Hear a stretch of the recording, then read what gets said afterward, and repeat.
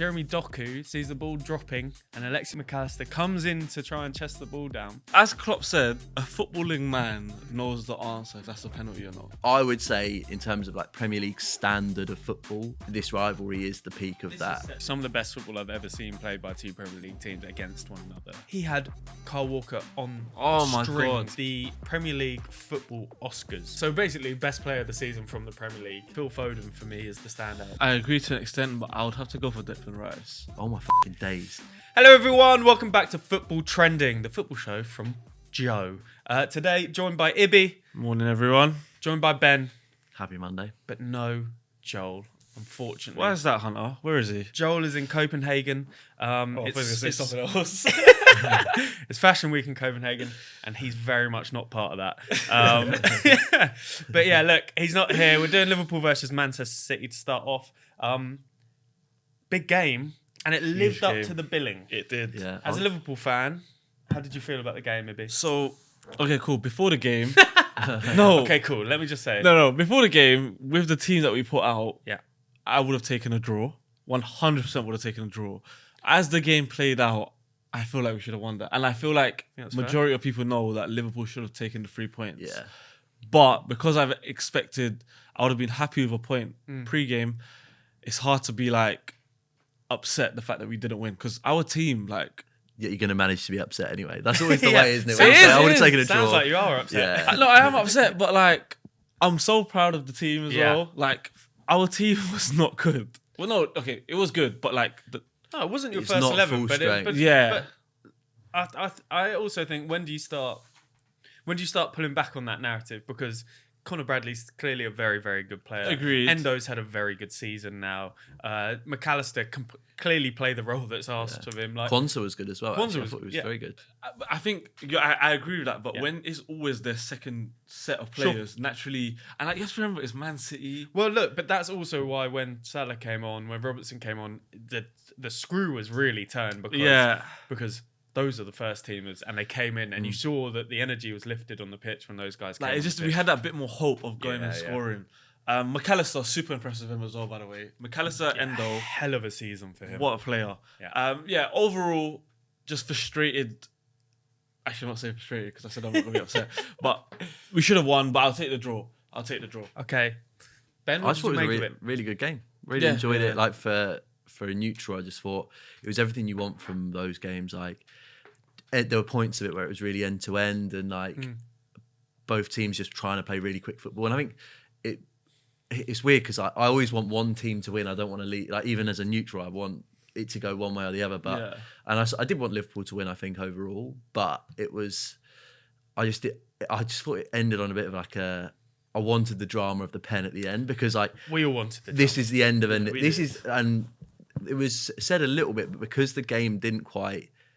It never like peaked. I don't think it was like almost about to like kick on, but the lack of a third goal I think stopped it going into like overdrive, and I think it was a bit of a shame because like this is the last of like the Pep Guardiola, Klopp. Pep Klopp like rivalry. And I mean I would say in terms of like Premier League standard of football, this rivalry is the peak. Like the standard of performance.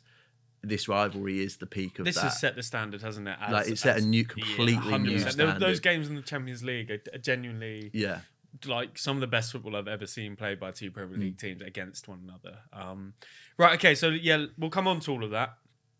I think, like we said, this lived up to the billing, but the first goal is created again on the training ground. It's a set piece, and John Stones sort of chatted about it, didn't he, after the game, where he said, yeah, we saw something, we worked on it, and it came off perfectly. So I thought it was fucking genius. I loved it. Instantly, it's one of those ones that you see that it's been worked on. It wasn't a fluke. It wasn't really bad defending either. It was just I think it was terrible defending. No, so look, I think it's really this well is where worked. it's Jack Wilson, who moved from Brentford a couple of years ago, who got promoted, and Carlos Vicens, who got promoted a couple of years ago. Those two have clearly seen Liverpool don't leave a man on the front post. Liverpool don't cover that area with an extra body. So we're going to try and take advantage of that. I think then you add in that you have Kevin De Bruyne, who can essentially put it wherever he wants. Wherever he wants. Wherever he wants. And you have a bit of a cheat code, but then you have to finish it off. So credit to Stones, but great finish. But I think as soon as you take Alisson out of the situation, you have to have a man on the front post because Alisson is a bit more commanding. Definitely. Kelleher's not as commanding. So the moment Alisson comes out of that equation, you have to protect Kelleher so much more because every time for years on end, whenever Kelleher plays, attackers will just put it straight on him. And when you have De Bruyne, like you said he could do whatever he wants. Different. So I actually think great set piece, not taken away from Man City, but we should have defended that. Yeah. Like, I think any way you're going to defend a set piece has its weaknesses or like things that other teams can expose. And I think it's one of my favourite things about football is seeing like a set piece really like well executed like that. It's just shows exactly what goes on the training ground, which is something that most football fans rarely see. But it's just literally a really, really well thought out idea and then well executed as well. I thought it was really, and it's like again. It shows the standard of the Premier League. Crazy that where we're at now is ridiculous. That tiny little thing that Liverpool don't have is being exposed, and like it feels like we've come sort of full circle in a way where it's like when Guardiola first came in, it was like the end of like corners, free kicks, set pieces, long ball. Like it was always short, and he would just keep the ball, and it would come out. Whereas now I think Brentford have sort of. Yeah, they were been a big part of it. This, Luton are sort of like have scored like a third of their goals this season from set pieces. Spurs under Conte had a specialist who they got rid of, who I didn't understand because we scored a lot more, like a lot more, significantly more. But I think it just shows like that football is cyclical, and these things do come back around because teams don't focus on them as much, and then take someone with the ball. And then it becomes a weakness for teams, and then teams have the budget to expose those weaknesses. Well, you mentioned it there. Brentford kind of. If anything, have shone a light on it. But Arsenal and Liverpool scored loads from set pieces and are building teams 6 foot up now. Like big boys. You know, we're back. The big lads are back. You know. Sam Allardyce. It was the space movie. It's like, no. Look at Arsenal's back line. It's Ben White, Saliba, Gabriel, Kivior. Yeah. Fucking all like huge. 6 foot plus. Kivior's Rice. The one that's not. Even the Odegaard's, Kai Havertz, it's a big team. They're all 6 foot plus. And then Martinelli's big. Man City have done the same team. Team of monsters bar Doku and Foden. And Liverpool have the same. Like, Liverpool have, when they have their full fit team, another, like, especially when you have Van Dijk, though, it's kind of. And it also, when you have your full fit team, you have Trent who could just exactly do the same as similar thing. Pick in passes. On Vincennes, Carlos Vincennes, the guy who creates all these set pieces, just as like I wanted to see a bit about him. I didn't know much about him, and he was promoted to the City coaching staff in 2021. His contribution was immediately evident. In the following campaign, Guardiola's side scored 22 goals from set pieces and only conceded 1, which was a Opta record in terms of differential. So there's a lot of older footballers don't like that, like, you have a throw-in coach, but it works. It works. The numbers don't lie. And so long live set pieces. It's like the whole thing with like Richard Keys, where it's like back in my day we used to call it just corners and free kicks. One arm for the front post, 2 arm for the back post. There is that sort of like boomer energy towards 100%. Like it's like I always think about it with pressing, where it's like back in my day we used to call it working hard, and it's like, well, now it's got a real strategy behind it. I feel like that's a lot of football though, by the way. I feel like football hasn't changed that much. They just added names to a lot of things. Yes and no. So I'd agree that they think about it just 100 times more. Exactly. Yeah. And I feel like they just added like high press, low block. I'm like, you've all done it before. Different terminology, definitely. And that's just the game progressing. It's always just Pep Guardiola being fucking joke, man. Like, just making everything a lot more difficult. But yeah, anyways, I hate that guy. So look, they go 1-0 up. There was also a moment in the first half where the ball kind of breaks to Haaland. And it's him versus Van Dijk, and it felt like the game started moving in slow motion for like 30 seconds. like sort of music in the background, these two behemoths going up against each other. There's been like differing takes on it online though. Do you like, because from the Liverpool angle they're like, brilliant composure, like pushes him wide, makes sure he's in control of the situation, and then from the City angle they've said, well, pushes him onto his favoured foot, gets a shot off, which on another day, if he manages to angle it slightly better, did he score? Yeah, overall, if he did. Is that it? Is that honestly simple? Yeah. If he scored, then Haaland came out on top. If he didn't, Van Dijk came on top. Also, Van Dijk looked like he was waiting for the players behind to put a bit more pressure. Oh, no, I think Van Dijk does a brilliant job. Yeah, I think he does an amazing job. Delay, push him out wide, and Keller just basically has to just catch it. I think that's amazing defending. There's some parts of defending are actually just like, you hear it all the time, where it's like, does enough. I think that's exactly what Van Dijk just... He's also leaning on him quite a lot, isn't he? Which is, you just want to get into that position where you can get touch. It's not about... I think a lot of defending is actually not reducing to zero the chance of scoring. It's about just reducing that percentage chance.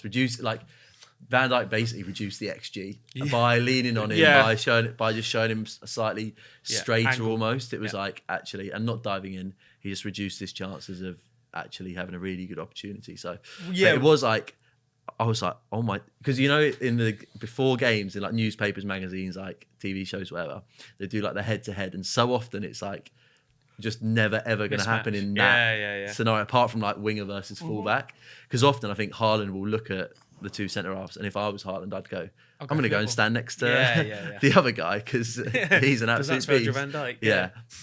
So like just seeing them one-on-one in a game like that, mad. I was like, oh my fucking days. Like, I wanted to see more of it, I'll be honest. Yeah. I remember the first season when he came in, there was a couple of those, and Van Dijk won that as well. But yeah, I mean, look, you're talking about one of the best centre. I know people like to sort of undersell Van Dijk, but you're talking about one of the best centre backs in Premier League history. Yeah. There's no doubt in my mind. Like when I watch him play, I think Match of the Day 2 did it quite well, but the composure in that moment, just like, right, okay, I'm just going to give him like 3 or 4 yards, because you've seen what Haaland does with that little bit of space as well. He just kind of send you one way and then motor the other way. But Van Dijk stayed with him, did really well. Yeah. It was like that, the guys I see him on Instagram all the time now, top baller. I was like, run it back. Let Van Dijk have a go at him. What, pass? Quick ball into him? I was like, go on, lads. Like that also, I do think that is a format that I would, they talk about in the Rumbelows Cup, they used to do like 100-meter races. I want to see Premier League footballers on top baller. Top baller. That's my shout for content like, of the year. Feeds into my narrative.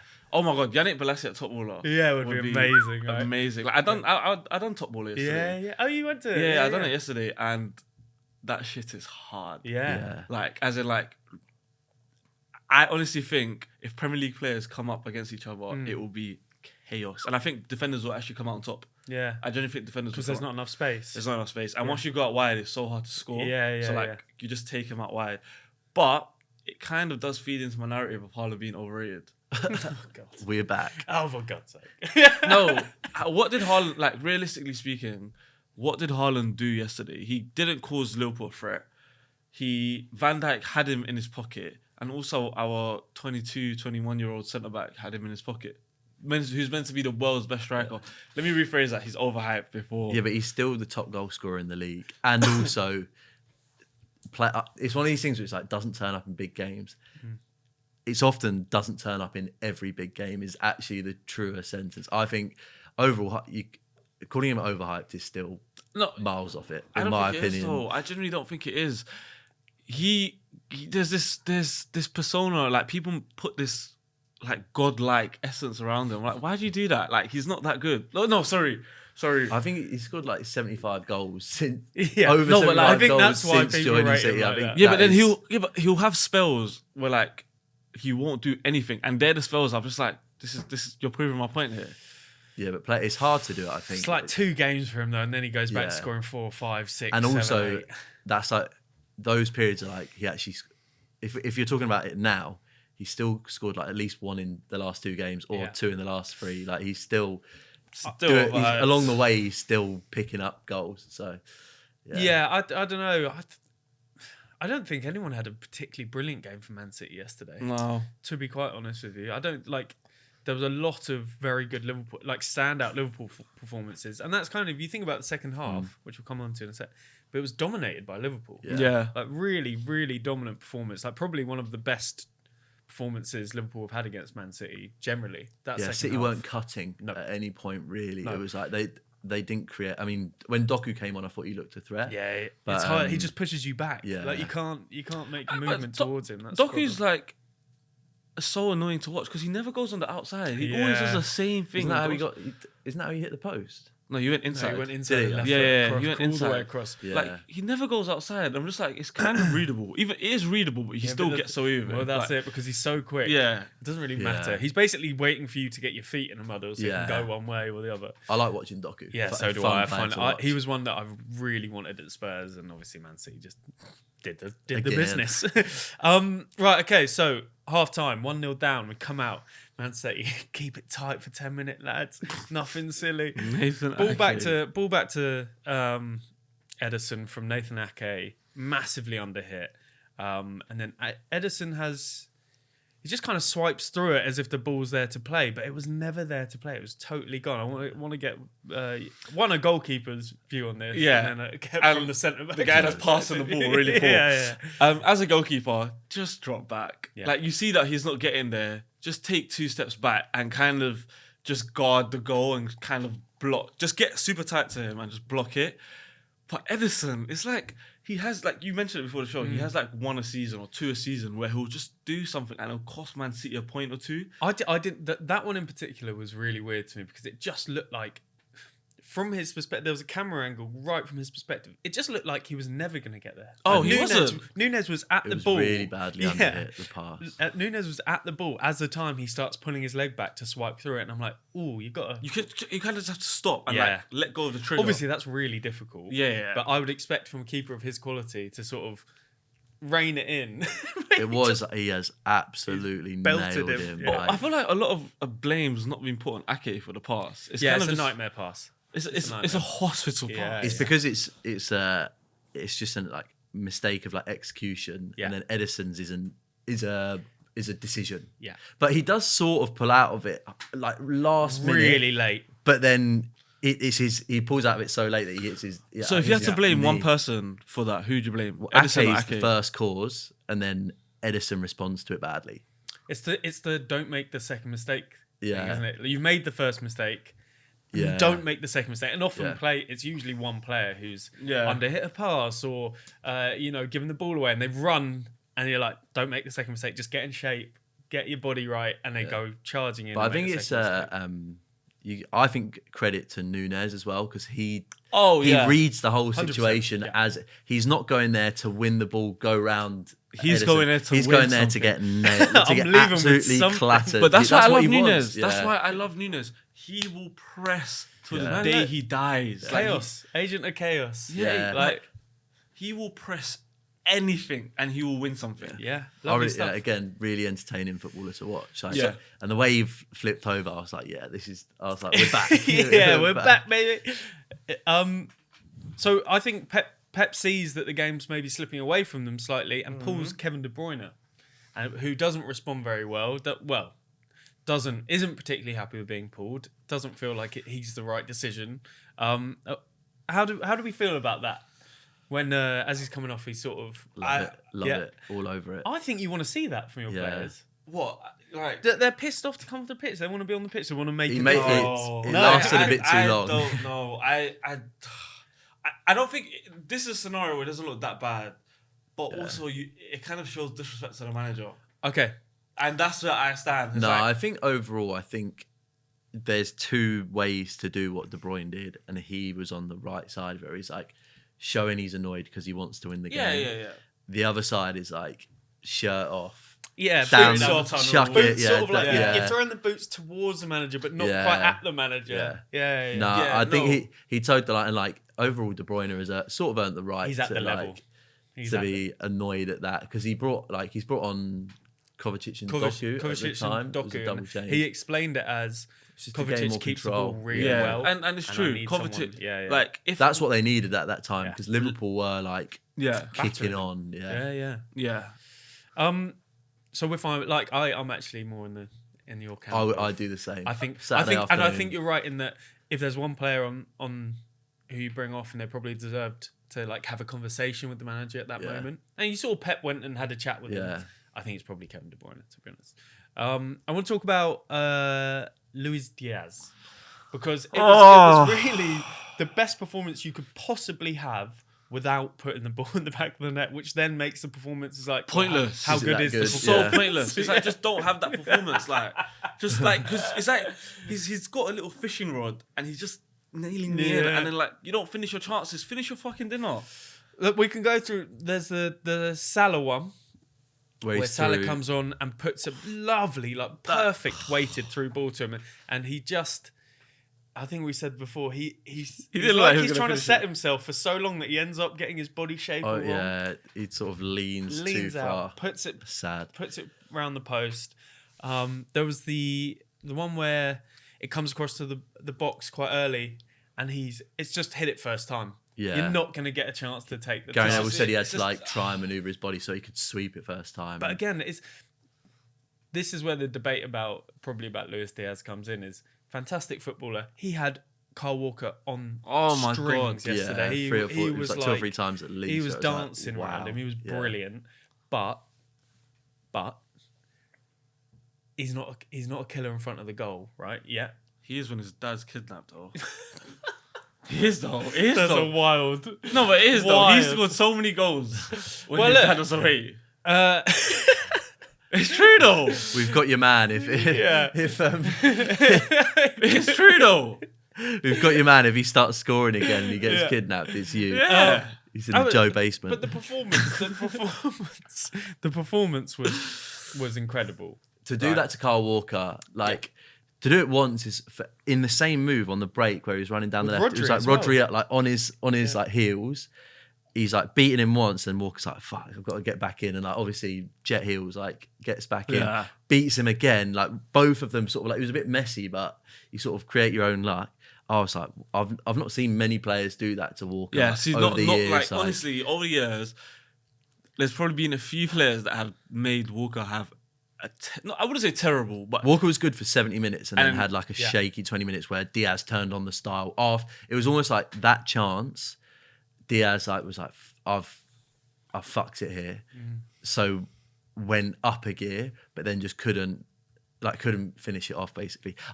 Diaz is another one, like great to watch. Like this final Klopp team is not as good as that peak Champions League final, but it's more Premier League winning team.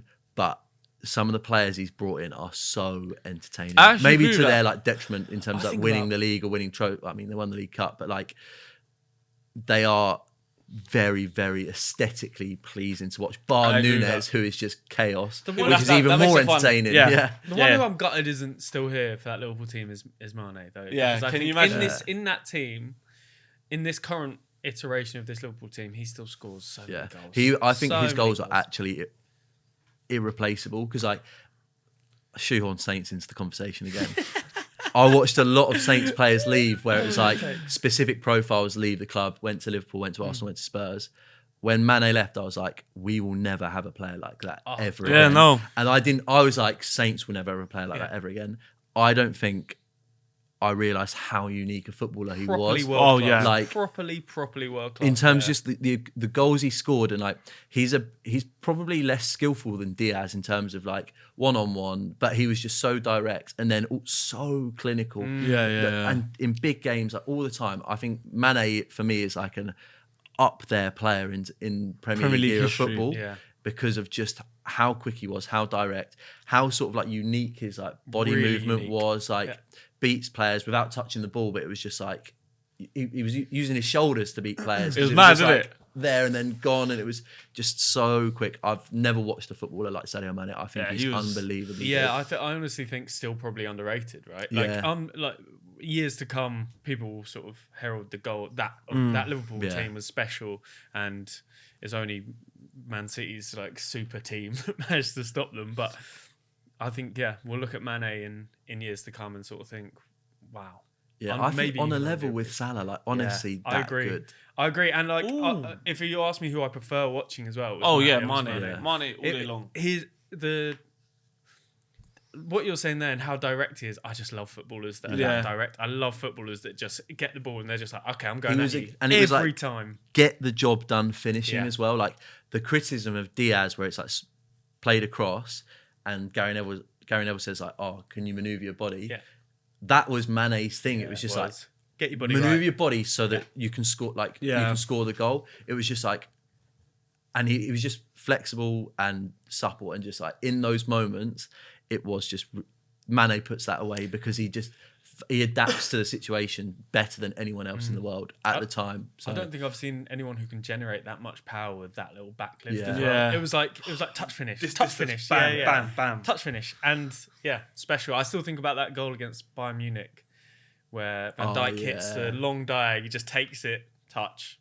Goal. Yeah. I mean, some of his got like legendary goals. Anyway, we've gone off topic. What a player! Right, okay. Liverpool dominate the second half. Absolutely dominate the second half. Pep makes the changes to try and sort of curb that. In doing so, he brings on a player who almost sets the whole narrative for the 90 minutes, and it's Jeremy Doku sees the ball dropping, and Alexi McAllister comes. It's Alexi McAllister right? Comes in to try and chest the ball down, and he catches him about there on the ribs. And I want to get firstly what you're thinking, and then I'll come to you on what you're thinking. I want to ask you first. Do you think that's a penalty? As Klopp said, a footballing man knows the answer if that's a penalty or not. So initially when I saw it happen, I thought, has McAllister come too close into the space that Doku's going into it? Then when I saw the replay, I thought, no, he's way high.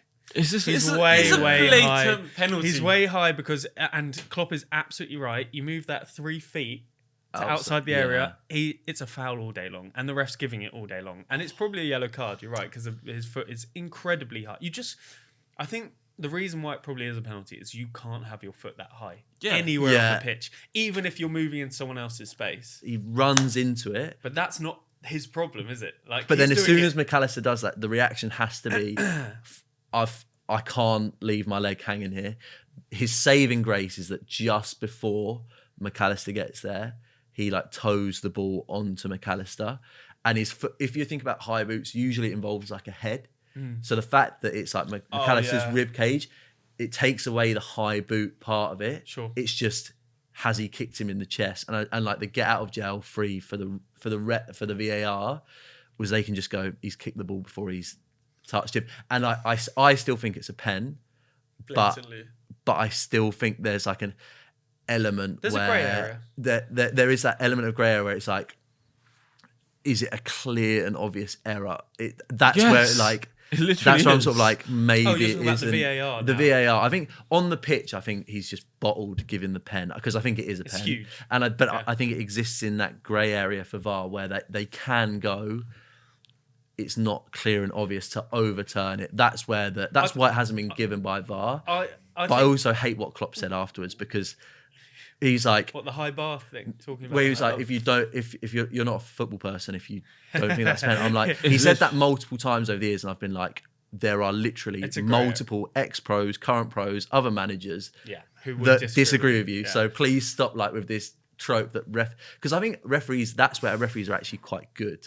They generally, it was a penalty though, Ben. Like, I think it was a penalty. Don't get me wrong, but I think that whole narrative of like they don't know football. You don't get it. Yeah. I think actually you refs generally do get penalties right for the right decisions and wrong for the right decisions, if that makes sense. I think look, it could have gone both ways. If they've given the foul, they're not overturning it on the VAR.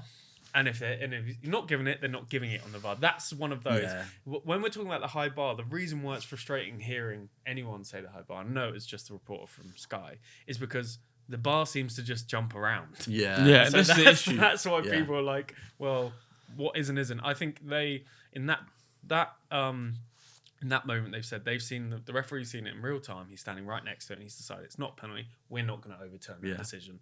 And it's such a big one. It's such a big one. It's a huge one. That changed the game. Other thing, he doesn't have his like leg like straight. He's sort of like half. It's like bent, and he's like, it's sort of, I don't know. It's like almost like T-Rex style. Like I honestly like poke at it, and I think because he's not kicked through onto McAllister, it doesn't look like he's properly nailed him in the chest. Yeah, it wasn't so like it's like Xavi Alonso. That's why I think. Exactly. That's where it's like. That's where the bar is to get it overturned. He didn't get sent off for that. Yeah, he didn't. So I think. So to be fair, the decision might be right if he didn't get sent off. I do think it's a pen, but I think it's like I get just about why it's not. I also don't like the way Klopp says, if you disagree with me, So you you're don't letting football. personal vendettas come into That's where Yeah. Klopp does annoy me. He That sort of probably thing. said something about Saints. Yeah, back in he the took day, all your that- players. Yeah. So look, it could well be the last Klopp versus Guardiola bromance. Hopefully not. I'd like to see a fight. final with those two in. With these two, as Guardiola said, he'll be back.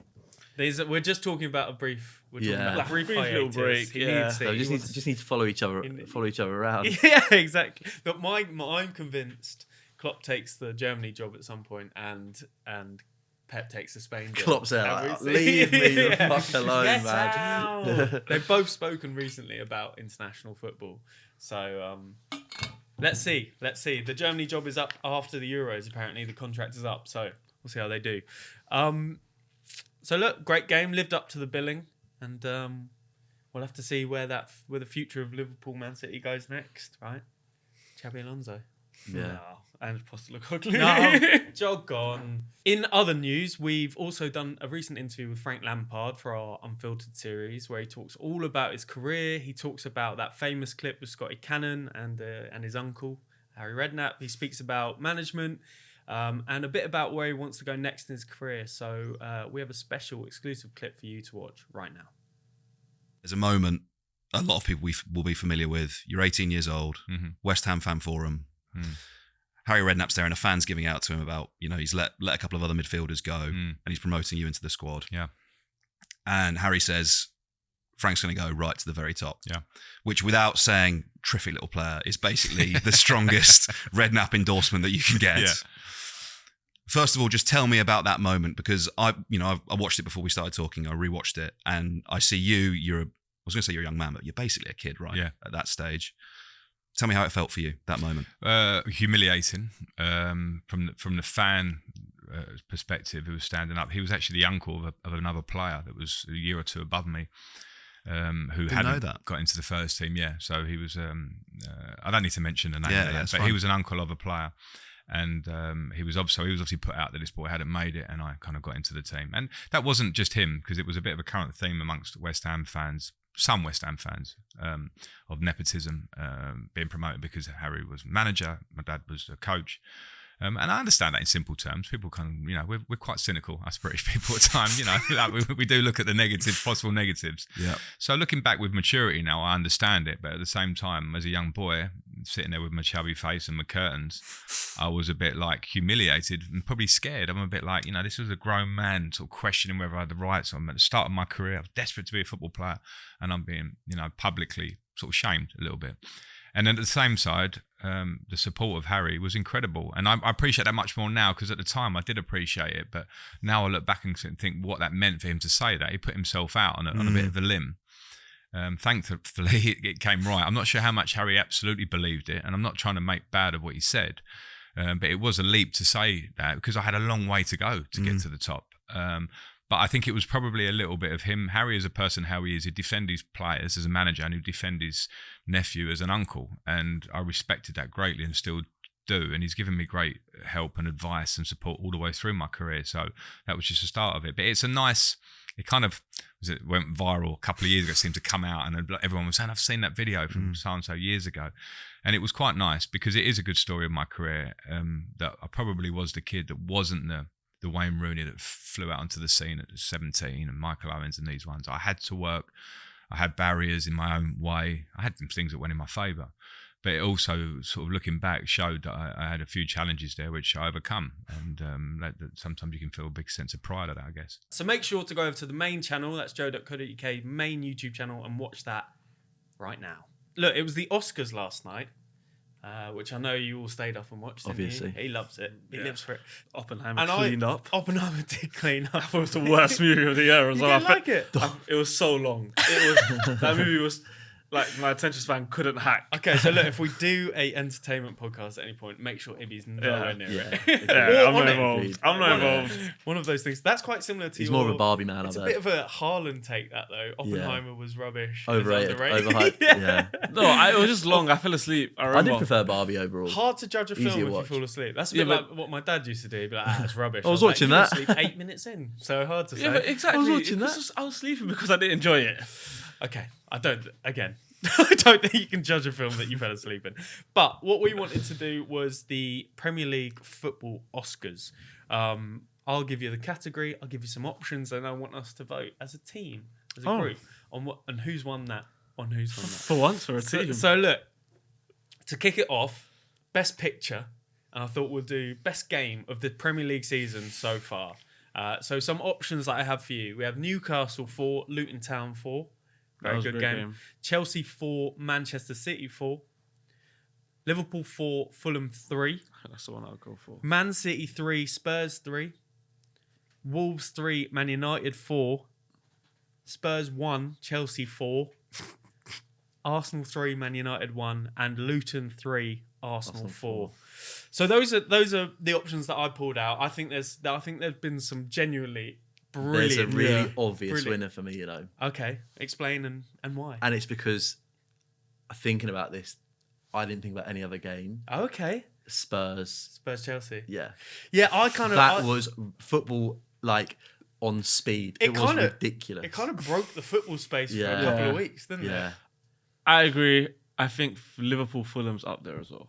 Okay, just because of the late goals and how many times Fulham were in on beating us. It was I think 2-3 times they went ahead and we're just came back. Yeah. So I do think it's. Did you have Newcastle City in that list as well? No, I didn't. What was that? De Bruyne coming back. Coming off the bench. God, yeah, that was goal and that assist. was quite movie-esque. Yeah, if you're doing literally was. Yeah, you're doing quite. So look, I'm happy to give it Spurs Chelsea versus Chelsea. Like one of the games where the debate around that went on for probably about a month. I also think it sort of ruined broke the space for a couple of weeks where there were a couple of the other games in that list are in the weeks after that. I think it just broke football for 2 weeks. It was just it was just what every manager was like, what the hell's going on? What do we do? Yeah. How do we match this? I just thought that game was mad. So for those that have forgotten, Spurs versus Chelsea, it was 1-1, and I think Spurs went down to 10 men, then 9 men. Chelsea go 2-1 up. Spurs then equalise with a crazy Eric Dyer volley. Yeah. The goal is then chalked off for offside, and we're talking one of those fine lines, squeaky one. And then as the game Spurs are playing a line that's essentially just on the halfway line. Oh, it was the funniest thing ever because they don't think Chelsea know how to break it down. And to be honest, until the 92nd, 93rd minute, it worked. And Ange Postecoglou came out and said, "Look, that's how we're going to play. We're going to play like that." There was a lot of criticism from lots of the football world. There was a lot of praise from the other side. It was one of those that it kind of split it kind of defined what kind of football you want to see as a player. It was just funny, fan, right? Sterling just went in behind and one pass and just split them open. It was that the start of Emerson Royale at centre half? Yeah, as well? it was. Because that is my favourite point of this season. Just that era, that period of football. I just loved watching that. Spurs had it was a makeshift because Romero had been sent off. The doggy got sent off as well. So you're talking about half the defence is off at that point, and it was all very makeshift. So good. I was watching in Mexico City. I kept trying to leave, and then something would happen. I'd be like, they almost got back into Son it. Son has a chance at 2-1, 85th minute, which on another day he buries. Look, I as a fan, I went, I'll take that every day of the week. Yeah, I'll take that every day of the week. That was because it was post Conte. Oh, 100%. They were still in that where it was wow, football's fun again. Yeah. And really, when I get the train, because I live up that way, it's so annoying having happy Spurs fans again. Honestly, it wasn't bad when especially midweek, where it's quiet. Yeah, it was like having Beyonce was at White Hart Lane for a week straight, and getting on my commute home was awful because it was all happy, people making noise. And now when I get on my Spurs commute home, they're all talking again. I'm like, go back to being depressed. It's not fun for me. No, it is fun, and I'll tell you what, the 4-0 against Villa, very, very fun. So look, we're giving it to Spurs Chelsea then. Yeah, a game that is will live long in the memory for lots of people. Okay, well done, Spurs versus Chelsea. You've won the Best Picture award at the Joe Oscars. Okay, so next up was the Best Director or Manager, and we're just talking about the first 8 months of the season. We're just talking about who's really impressed you. I mean, look, I'll give you the obvious options first. So obviously Pep Guardiola, Manchester City, Jurgen Klopp, Liverpool, Mikel Arteta, obviously top of the league in March. Again, bottle jobs. Ange Postecoglou obviously has turned around a Tottenham side, has got them winning. Unai Emery has a Villa side, probably outperforming what anyone really expected. Everyone expected a good season. They're Not as good outperforming as- that. yeah. And then I want to chuck in Gary O'Neill, who has Wolves sitting in 9th place, who lots and lots of pundits. I had them to go down. I think I Yeah, had them to same. go down as well. Lots and lots of people thought Wolves were in a lot of danger, and he has them playing some really, really good football. They won again at the weekend, didn't they? They won 2-1. There's an open bet in my my betting account. And it has them Wolves to go down, yeah. So look, with that in mind, we're 8 months in. Who has impressed you? Who do you think should take this award at the moment? I'm going to start with Ben because I'm stuck between two people. It's difficult because like Pep and Klopp are the league's, in my opinion, best managers. Wow. However, Top of the league. this season, I actually think Arteta is, in terms of like the jump, I think they have kicked on another level. I agree. And they're both really quite hard to beat. And then have, since this mystical trip to, is it Dubai? Dubai. Yeah. They've kicked on and are playing like really fun football and like peppering teams. Yeah, like they are. 5-0, Smashing 5-1. So I'm in on Arteta at the moment. I like the vibe at the Emirates at the moment. Like they're fun to watch. Like even beating Brentford at the weekend, like reacting to like Brentford an did error. every trick in the book. Yeah, as well. like it was lovely. They as are a Spurs tough fan. team to beat when really they do are. that. They really are. So I like Arteta. I think O'Neill, like, fair. Yeah. He's done a great job. And he's done it with like a bit of a chip on his shoulder. Agreed. Where it's like a bit of a narrative around it, which I think is fun to see. I also think Rob Edwards has like, is in there as like, the only reason I didn't include Rob Edwards is they are just in the still bottom three. They are still in the bottom three. Yeah, we're a club that's had a Yeah. 6-point deduction as well. So yeah, fair enough. They are still in the bottom three. I'm a massive Luton Town sort of advocate. They're fun to watch, they've man. been my favourite team to watch outside of Spurs this year. Just because they basically they switched it up and decided they were just going to they're going to play long balls, play off that, and then win set pieces. Yeah. I just kind of respect that. That's a brilliant way of winning football matches. Okay, so who are we giving it to then? Unai Emery definitely deserves massive credit as well. They are still, as at time of recording, they're still 4th. That is It's huge. Yeah, it's huge for Villa. Yeah. For me, it would either be Klopp or Arteta, just because Pep's already like he has his team there. set. Like it's a bit frustrating. Klopp's done really well with the team that he's had, but it's just hard to like not go for Arteta. I think I'm going to go for Arteta. Yeah, just for like the signings, and also like playing David Raya is a big ballsy move as well. So little things like that. Big calls. He's made big calls, and also when they were struggling to score goals from outfield, what did they do? They started scoring goals from set pieces, and that's a sign of good management. Yeah. It's a sign of manoeuvring when things aren't quite Plan going B, your way. which is so important. It took him a while to do, but he did what Pep did, and he stuck to his guns and said, "Look, we're going to try this new style of playing." Yeah. All the fans are giving him shit after the game, going, "Let's go back to how we were doing last season. Let's try and blow teams away." No, we're going to learn. We have to learn to play a different play, and that's the sign of a good manager. Yeah. And it doesn't pay me to say it. It does a little bit, but he's been brilliant, and they're top of the league. All I can hope is that in the run-in, Manchester City pull their finger out. Yeah. and it's harsh not to even. Look. We've put him in the list, but I think Ange for like some of the, because he's probably got the thinnest squad out of any of that top 6. I think Between them and Villa, I'd say. Yeah, I think for him to react to, at no point have Spurs had, at a couple of points, but for a large part of the season, they have not had at points any of their back four or any of their starting. Like 4 out of 6 have been out for their. And it's all gone sort of. You can see our season where it's gone really, really good, fallen off quite a lot, and that's largely down to losing a lot of injuries. They've come back. We lost the 2 fullbacks for a few weeks, and it dropped off again. The drop off now between Adogi Porro and Emerson Davis is crazy. You're talking about 2 of the best fullbacks in the league against 2 guys who, in 6 months will they be at the club?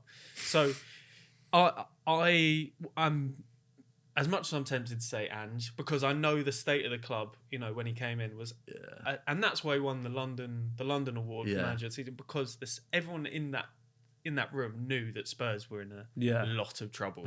Like the vibe at the club was bad. Yeah. And so let's see where he ends the end of the season. I think for now, Arteta, he's top of the league. He's got Arsenal really playing very well again. Yeah. He deserves massive credit. And for me, for now, best director. Yeah. Yes. Happy with that. Well done. Mick Arteta, we'll send your award in the post. Okay, so next up, the best male performer. So basically, best player of the season from the Premier League, men's player of the season, I should say.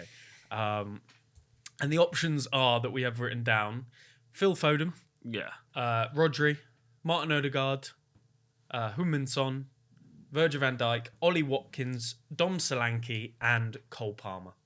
There are our list. I think we kind of had this debate last week, though, didn't we? And if for me, it is between only a couple of these. I think there's been lots of good performances, not many like big standout performances.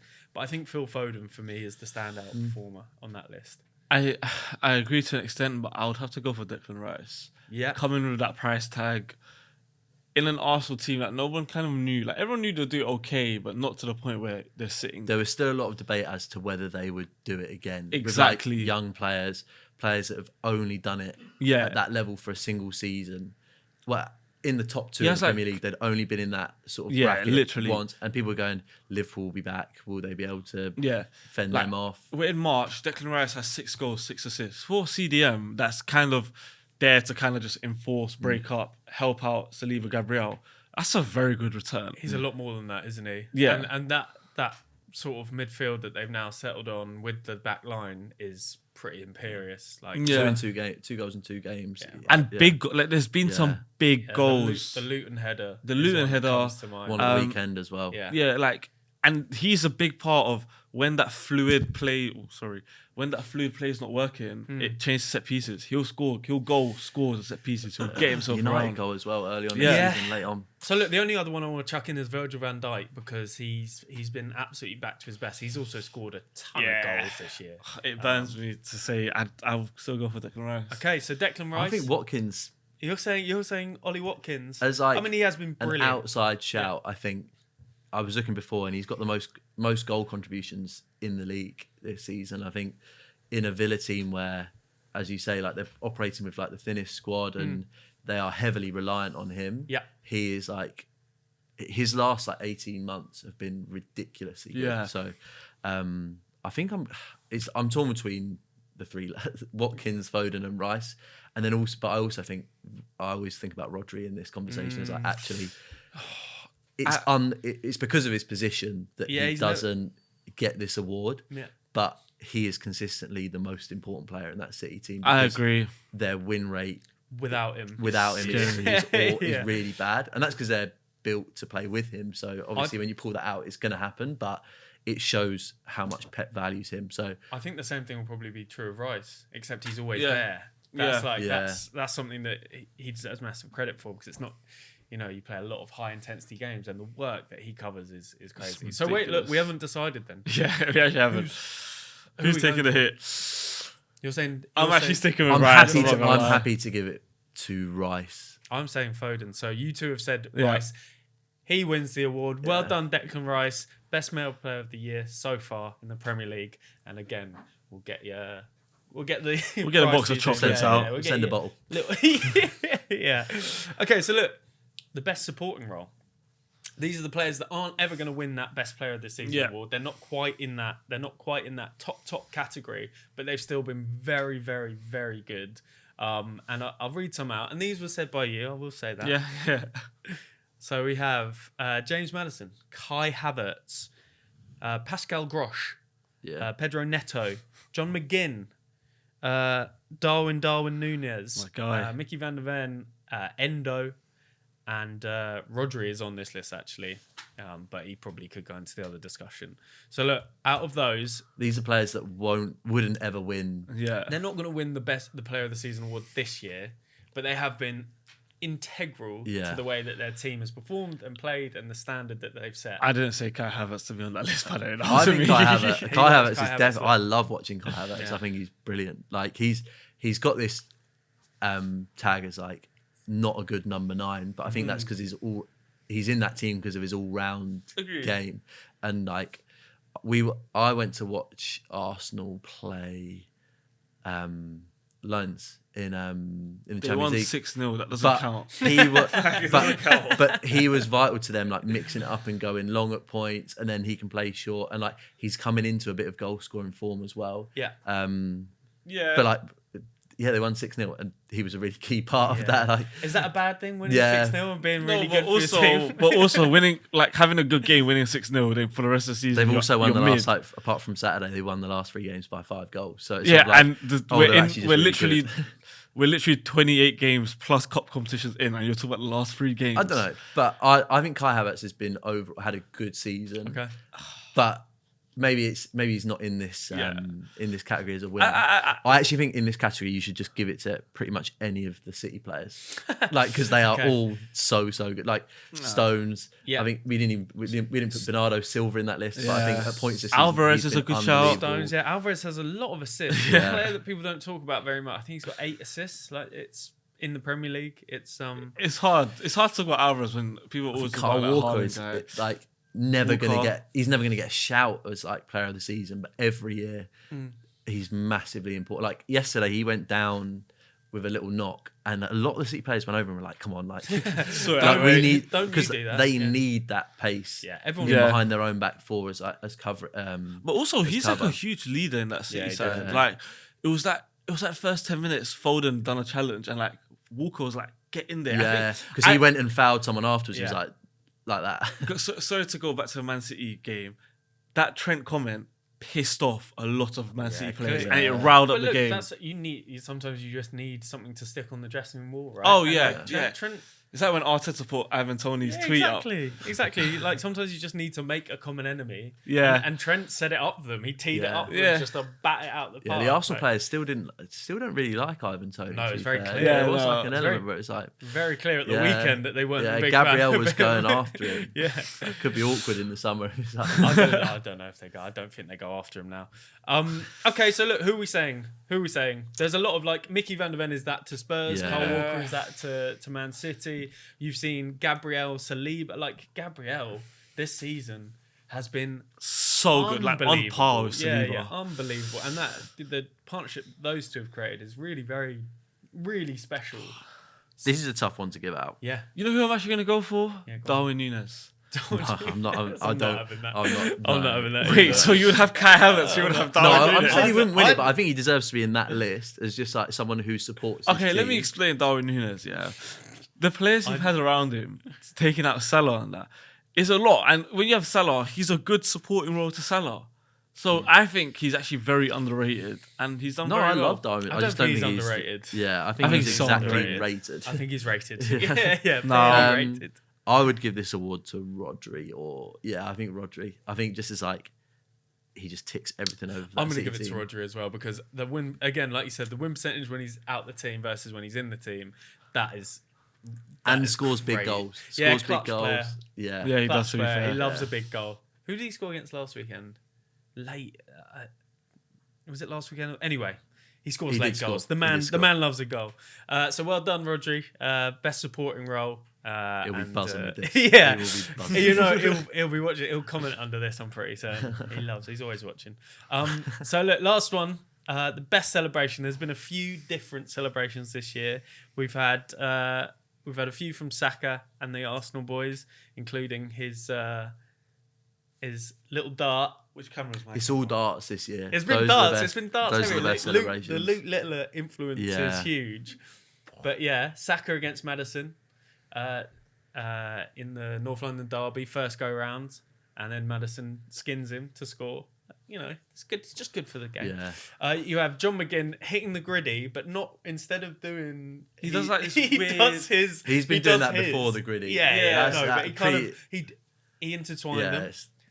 No, it's the Dele Alli one, isn't it? Yeah. I can't even do it. No celebrations from him yesterday, though. Yeah. No celebrations from yesterday. As he walks off, yeah, just crying into his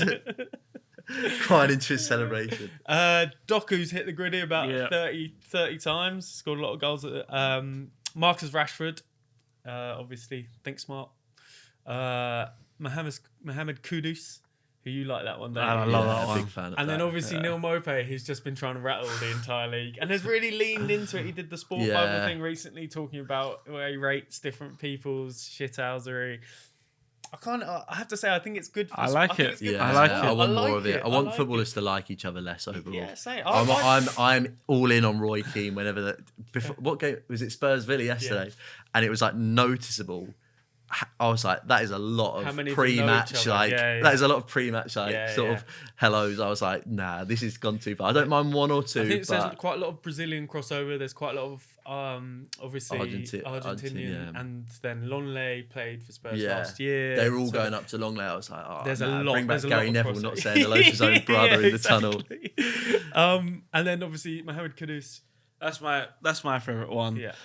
So he sits on like the advertising board. It is great. It looks great. It's quite NBA-y. It's great for I mean, as someone who that's a FIFA cover. Covers these games, it's unreal for Getty Images. Yeah. Some of the images of the guys copying it as well have been classed because like it's sort of fans in the background of them sometimes. It's like I love pictures. Like everyone wins with that. Like the sponsors get extra advertising, the fans get a quick picture, and the best thing about it is So West Ham TV asked him, why did you do that celebration?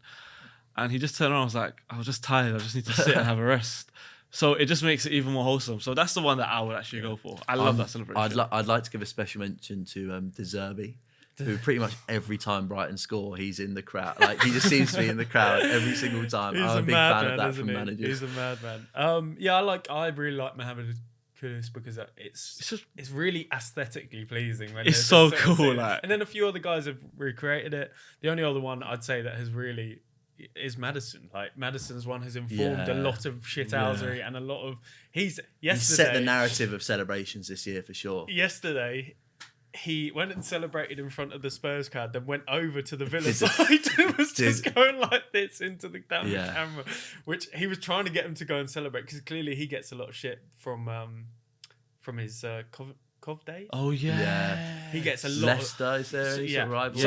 He was saying he gets a lot of shit from the fans when he's there. They managed to boo him for 90 minutes, even when it was like half the crowd had left at like 90 minutes. They were still booing him.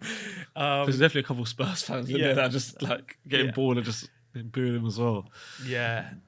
So we're gonna give it to Kudus. Yes. It set a trend. Yes. Okay, Mohamed Kudus, well done. You are the winner of the best celebration of the season so far. Look, there's still time. There's still time to go out there and make it your own, footballers. We're expecting a lot.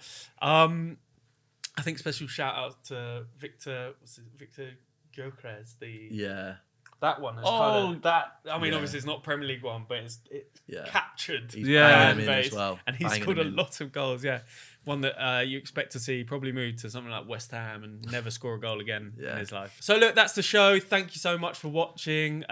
Make sure to like, make sure to comment, make sure to subscribe, share it with a mate. We'll be doing some giveaways in the next few weeks, so we'll see you shortly. Thank you so much.